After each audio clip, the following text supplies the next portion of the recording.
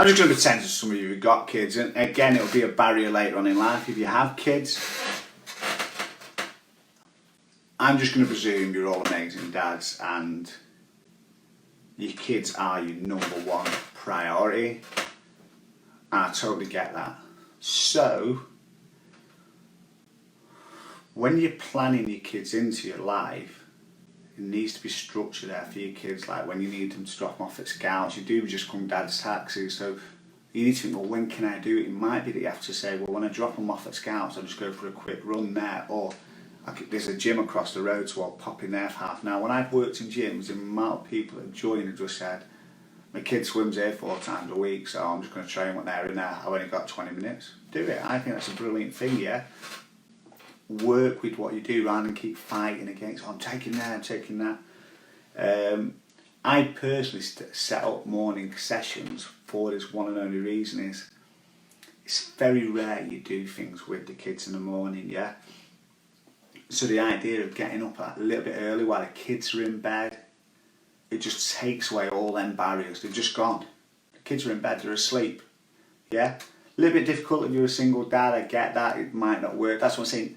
These barriers are unique to you, and it's where we need to like tweak them to suit you, yeah?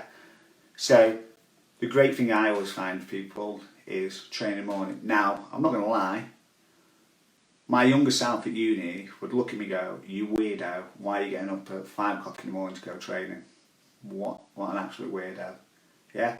But your priorities change as you grow up and then things become different. So weirdly now, I couldn't imagine training at 8, 9 o'clock at night. I think I trained at 10 o'clock at night when I was at uni. It's 10 o'clock now, I'm in bed. Yeah?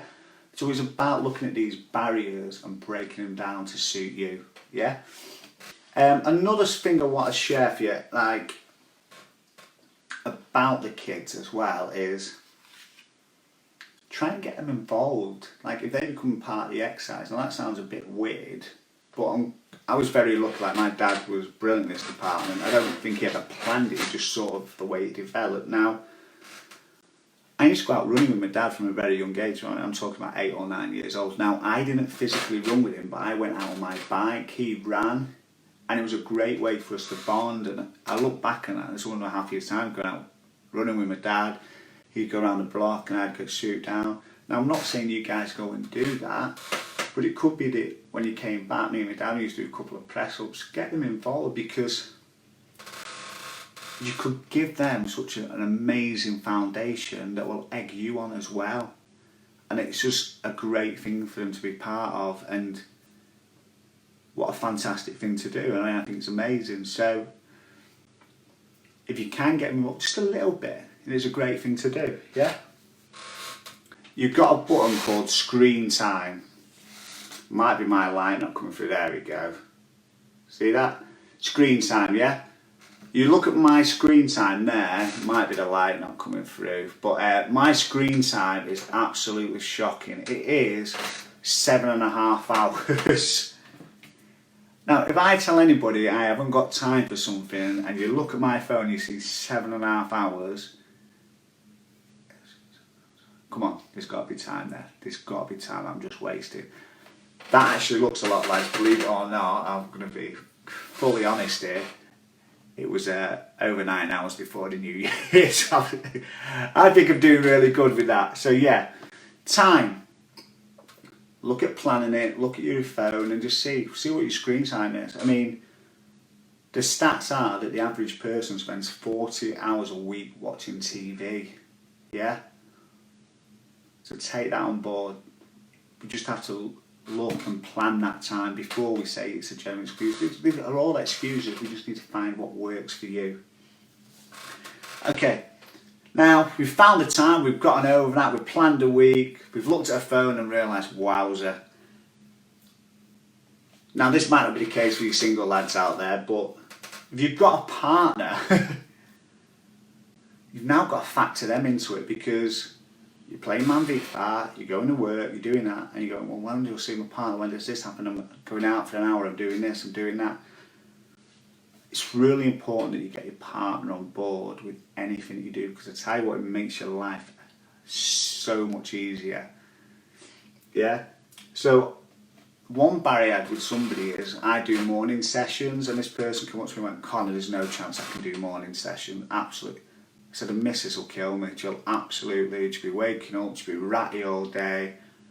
And I said to her, okay. I said, I get that. I said, just ask her. Just see what she says. And then say to her, say she doesn't like the idea, say to her, can we just try it for 2 weeks and we'll see where we're at. And I said, if you're still ratty, you're still at your throat, she wants to murder you, which I get that people need sleep, I totally get this, why it's so important to get a partner on board. I'm not going to lie to you, first 2 weeks I think he was going to kill me, and then I think his missus was going to kill him. But what actually happened, fast forward 2 weeks, his missus loved it. He come up to me and went, the missus loves it. I get out of bed and she said she has the best hour and a half sleep until I get back. And it's actually brilliant. It's changed the whole relationship, the dynamics of everything. I said, I don't feel ratted, she don't feel ratted, she's getting some quality sleep in.